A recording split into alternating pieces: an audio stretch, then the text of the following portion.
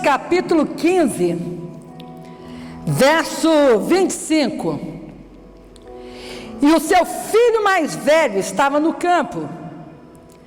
Porém, quando veio e chegou perto de casa, ouviu música e as danças. E chamando um dos seus servos, perguntou-lhe o que era aquilo. E ele lhe disse: veio teu irmão, e teu pai matou o bezerro cevado, porque o recebeu são e salvo. Mas ele se indignou e não queria entrar. E saindo o pai, insistia com ele.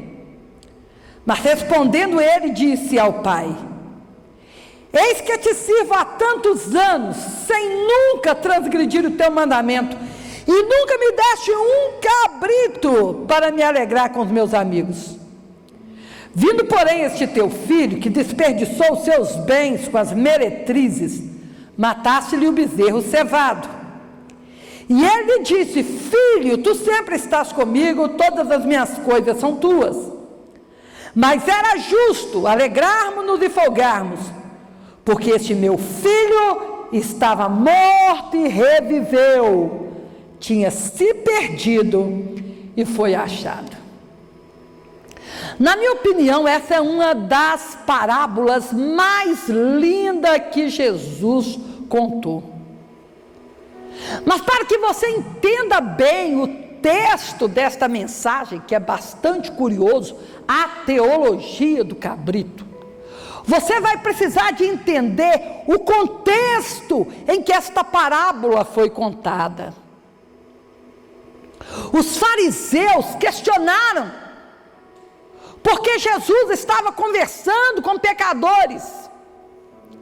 E Jesus então contou 3 parábolas, enfatizando a alegria do pastor que encontrou a ovelha perdida, a alegria da mulher que encontrou a dracma perdida, e a alegria do pai que reencontrou com o filho que também havia se perdido.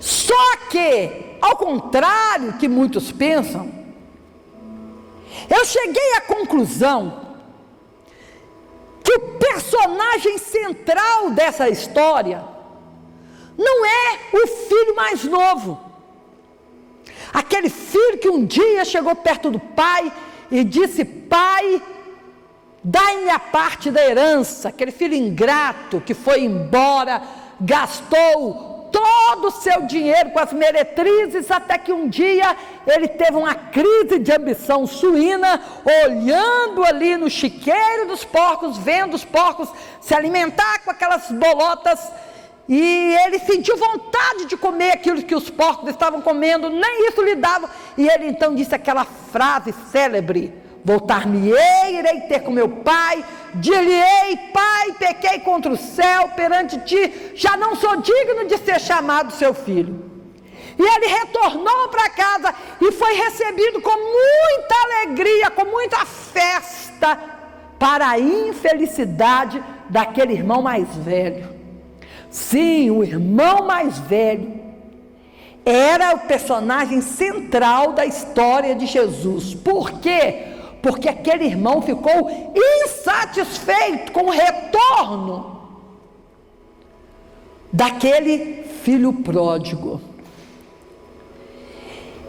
E hoje eu quero falar sobre esse rapaz, porque quando ele ouviu as músicas e as danças, havia uma festa na sua casa e ele nem sabia que havia festa na casa dele. E ele então se dirigiu ao servo. Olha, ele não se dirigiu ao pai, ele dirigiu ao servo e perguntou o que estava acontecendo na casa dele. E o servo disse: você não sabe? O seu irmão que estava perdido retornou. E o seu pai então fez esta festa. E aquele rapaz ficou indignado e começou a fazer pirraça: eu não vou entrar em casa, porque esse meu irmão não merece. Até que o pai foi ali e falou com ele: realmente o seu irmão não merece, mas ele é o meu filho, e era justo que eu me alegrasse com ele. E aquele rapaz, então, tão revoltado, ele disse: eu te sirvo há tantos anos, você nunca fez uma festa para mim. E agora esse meu irmão desnaturado, que gasta tudo, voltou. E o Senhor faz uma festa para ele. Durante o tempo que eu te servi, o Senhor nunca me deu sequer um cabrito. Bom, aquele homem era um adepto da teologia do cabrito. E eu fiz aqui uma lista com algumas características do adepto da teologia do cabrito. E eu quero que você entenda comigo hoje. Primeiro, o adepto da teologia do cabrito, ele é uma pessoa amargurada. Sim, ele tem muita amargura dentro do seu coração. É uma pessoa que nunca conseguiu sair da igreja. Ele está dentro da igreja, mas ele não conhece de fato aquilo que a palavra de Deus diz: servir ao Senhor com alegria. Servir ao Senhor não é um peso, servir ao Senhor não é um fardo, servir ao Senhor é com muita alegria, é ser totalmente livre. Mas os adeptos da teologia do cabrito, eles não são livres. E por que eles não são livres? Porque o tempo inteiro eles precisam lutar com a sua necessidade de autoafirmação. São pessoas que não foram lá para o mundo, mas estão desviados, afastados da igreja, porque estão dentro da igreja, mas não têm um relacionamento com o Deus da igreja, com o dono da igreja. É possível você morar ao lado de uma pessoa durante 10 anos, 20 anos e não se relacionar com esta pessoa. É possível você estudar em uma faculdade, ter um colega de classe e você fazer um curso de 4, 5 anos, terminar aquele curso e você ainda não conhecer aquela pessoa porque você não se relacionou com ela. É possível estar na igreja, estar perto de Deus e não se relacionar com Deus. Eu lembro que um dia uma pessoa me disse: olha, pastor André, eu acho exagero uma pessoa orar 1 hora, 2 horas. Eu não vejo necessidade disso, porque em 10 minutos eu já falei para Deus tudo que eu tenho para falar e acabou o assunto. E eu então disse para aquela pessoa: você está certa, a gente não tem muito papo com estranho mesmo, não. Quando nós começamos a conversar com uma pessoa que a gente não conhece, o assunto esgota rapidamente. Mas quando é uma pessoa que você tem intimidade, você passa 2, 3 horas conversando e é agradável, parece que o assunto nunca acaba, porque vocês se conhecem, vocês têm um relacionamento. Quando nós temos um relacionamento com Deus, orar não é um fardo. Quando nós temos um relacionamento com Deus, não é difícil estar na igreja. Isto é sinônimo de liberdade, de alegria, é sentir o prazer de estar ao lado de alguém que a gente ama de verdade. Aquele rapaz, ele não tinha relacionamento com o pai.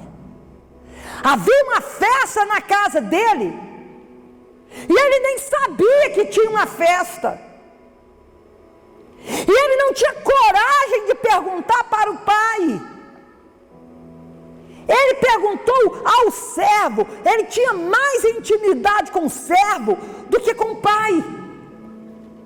Existem muitas pessoas na igreja, irmãos,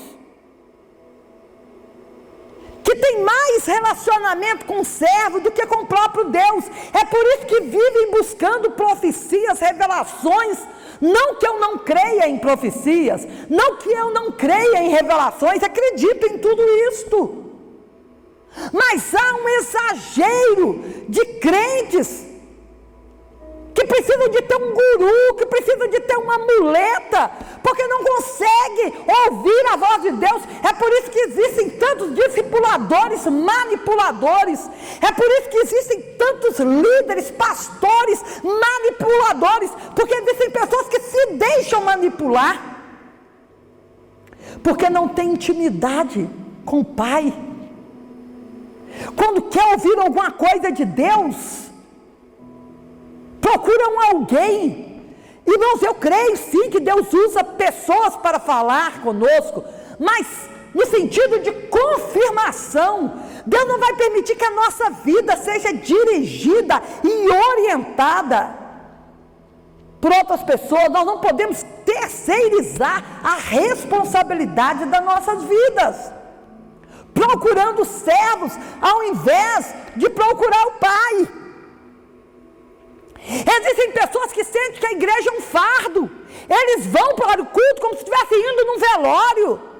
Chegam na igreja, ficam com a cara trancada. Eu vejo pessoas que chegam na igreja emburrada, e quando você olha nas redes sociais, no Facebook, está ali rindo o tempo inteiro, feliz, mas quando chegam na igreja ficam tristes. A palavra do Senhor diz que a alegria é a nossa força. A alegria do Senhor é a nossa força. E que Deus nos ungiu com o óleo da alegria. Mas o adepto da teologia do cabrito, ele é triste. Ele vive procurando defeitos. Ele reclama o tempo todo. Reclama do horário de culto, reclama do louvor, reclama da pregação, acha que toda pregação é para ele. Reclama do vídeo que você está assistindo. Reclama o tempo todo, ele não louva. E por que ele reclama o tempo todo? Porque ele se acha digno de uma compensação. Ele acha que ele tem que ser compensado o tempo inteiro. A igreja tem que compensá-lo, Deus tem que compensá-lo, todo mundo tem que compensá-lo. E por isso ele vive tão triste. O adepto da teologia do cabrito, ele vive emburrado. E ele não somente é triste, como ele tem raiva da alegria dos outros. A alegria dos outros traz inveja para ele. Quando ele vê uma pessoa sendo abençoada, quando ele vê uma pessoa crescendo na fé, ele começa a se comparar. E por que ele faz isso? Ele não consegue ser feliz, porque toda a energia dele é canalizada para buscar o reconhecimento. E por que ele tem essa obsessão em ser reconhecido? Por que ele tem essa obsessão em ser notado? Por uma simples razão: porque ele não conhece o coração do Pai. Ele não conseguiu chegar até o coração do Pai. Para ele, Deus não é pai. Para ele, Deus é um patrão, que ele deve obediência. E ele tem que fazer tudo direitinho. Ele tem que cumprir tabela, porque senão ele não será recompensado. E quando ele vê que Deus abençoou uma pessoa, que ele supostamente acha que aquela pessoa é menos merecedor do que ele se revolta. Por que fulano e nem eu? Irmãos, você tem que entender que nós somos abençoados não é porque nós merecemos. Um dia, uma irmã me pediu oração. Eu falei: irmã, você quer que eu ore por você? Qual é a bênção que você quer? Ela falou: a bênção que eu merecer. Eu falei: nem vou orar, porque você não merece nada. Como eu também não mereço, irmãos. Tudo que vem por nós é pela graça de Deus. Eu não mereço estar aqui com esse canal ministrando na sua vida. Tem gente mais inteligente do que eu. Tem gente que tem mais carisma do que eu. Eu não mereço estar aqui. Mas Deus usa as coisas pequenas para confundir as grandes, as coisas fracas para confundir as fortes, as que não são, para envergonhar as que são. Não é por mérito. Olha, para mim, uma das leis mais injusta, complicada, é a lei da herança. Porque eu vejo tantos pais lutando, construindo, e o filho, moleque de 12, 13 anos, 15, 16, deitado lá no sofá, não carrega uma lata de areia para o pai. O pai ali lutando, e o moleque não faz nada. E tudo que é do pai, um dia vai ser do filho. Não é porque merece, gente, não é por merecimento. Não é por mérito, é por filiação. Deus não vai te abençoar, não é porque você merece. Deus vai te abençoar porque você é filho. E filho tem direito na herança. Filho tem direito a tudo o que pertence ao pai. Não é por mérito. Então muita gente que você vê na igreja, e você fala, olha, ele não merece tanto quanto você não merece, tanto quanto eu não mereço. Não é por merecimento, é por graça e misericórdia. O adepto da teologia do cabrito, ele não vê Deus como pai, ele vê Deus como patrão. E qual é a visão do empregado? A visão do empregado é o salário. Todo empregado trabalha visando salário, para receber no final do dia, no final da semana ou no final do mês.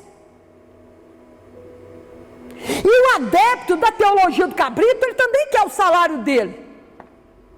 Ah, eu quero carro novo. Eu quero a casa nova. Fulano tem porque eu não tenho. Fulana casou porque eu não casei ainda. Fulano arrumou uma namorada bonita porque eu ainda não tenho. Fulano chegou na igreja esses dias, já está tocando, já está cantando e eu ainda não. Ele foi batizado com o Espírito Santo, eu ainda não fui. Ele vive de comparação. Ele trabalha, ele é um ativista, ele é viciado no ativismo. Por quê? Porque ele acha que ele vai ser aceito pelo que ele faz. Meu irmão, você precisa de entender que Deus não te ama por aquilo que você faz. Deus te ama por aquilo que você é. Não é errado esperar de Deus um carro melhor, um marido, uma esposa, uma casa. Não é errado, porque a Bíblia diz que o homem não recebe coisa alguma se do céu não lhe for dado. Só que isso é um bônus, um mimo que Deus pode te fazer diante de tantas coisas grandes que Ele fará na sua vida.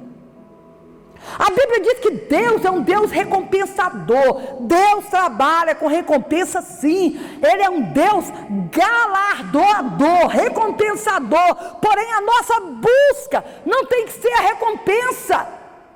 A nossa busca tem que ser o Deus da recompensa. Tem que ser chegar ao coração de Deus, agradar a Deus. Essa tem que ser a nossa busca. Os adeptos da teologia do cabrito é aquela pessoa que contabiliza tudo. Tudo que ela faz, ela contabiliza, ela não esquece de nada. Para quê? Para depois julgar na cara dos outros. Aquele rapaz contabilizava tudo, ele sabia quanto tempo ele havia servido o pai. E ele falou: eis que te sirvo há tanto tempo e nunca me deste um cabrito. Geralmente, os adeptos da teologia de cabrito, eles têm cara de nota promissória, porque eles cobram de todo mundo. Eles cobram o tempo inteiro da igreja, eles cobram o tempo inteiro do pastor, eles cobram dos líderes. Eles cobram de Deus, irmão. Uma pessoa que cobra de Deus, que acha que Deus deve alguma coisa para ele, imagine o que vai pensar de mim e de você. É uma pessoa que cobra tanto dele mesmo, como cobra dos outros. É por isso que ele é ruim de relacionamento, que ninguém consegue se relacionar muito tempo com uma pessoa que cobra demais. E os adeptos da teologia do cabrito, eles acham que todo mundo deve alguma coisa para eles. Eu conheço pessoas, irmãos, que são dedicadas, ajudam muitas outras, mas ajudam para depois se sentir dono delas, para manipular. Irmão, se você fez alguma coisa para alguém, você tem que esquecer isso.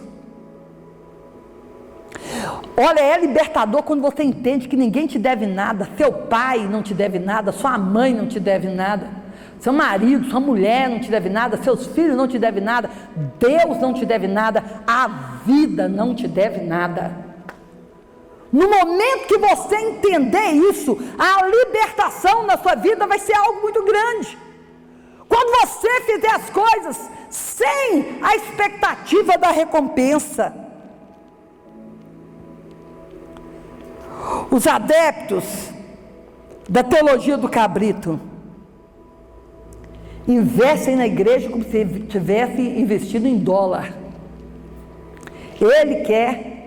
Eles querem um retorno imediato. Eu orei agora e Deus tem que me responder agora, afinal de contas eu jejuei. Eu orei agora e Deus tem que me responder agora, afinal de contas eu sou dizimista. Eu orei agora, eu tenho que responder, Deus tem que me responder agora, afinal de contas eu nunca me desviei da igreja. Não é por mérito, é por graça. É por graça. A vida do adepto da teologia do cabrito é muito triste, porque o tempo inteiro ele está visando o salário, mas o filho está visando a herança.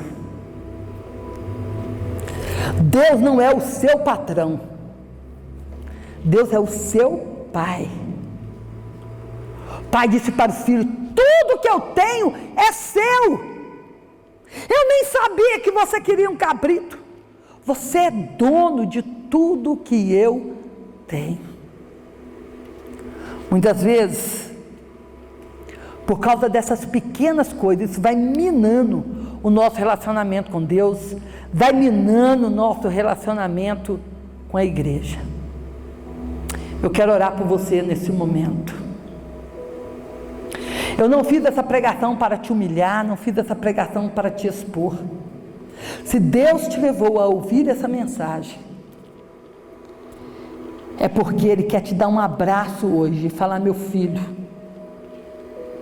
o que eu tenho preparado para você é muito maior do que você imagina. Você não é o meu servo, você não é empregado, você é o meu filho. Eu tenho muito mais para você do que um cabrito. Eu tenho muito mais para você do que uma herança, do que um salário. Eu tenho para você uma herança. Feche seus olhos e que Deus te abençoe. Senhor nosso Deus, eu oro por essa pessoa agora que ouviu esta palavra e foi tocada pelo Teu Espírito. Que o Senhor venha ter misericórdia, que o Senhor venha estender as Tuas mãos e abençoá-lo com toda sorte de bênção. Que o Senhor venha abraçá-lo agora como um pai abraça um filho. Que ele venha sentir-se como filho do Senhor, como herdeiro do Senhor, Pai. Oh Deus, que essa pessoa sinta que ela não é amada pelo que ela faz, mas pelo que ela é em Cristo Jesus. Eu te louvo e te agradeço, ó Deus, em nome de Jesus, amém. Deus abençoe a sua vida. Se você gostou desse vídeo, divulgue. Se você ainda não se inscreveu, se inscreva, dê um like e faça o seu comentário. Deus abençoe a sua vida, em nome de Jesus.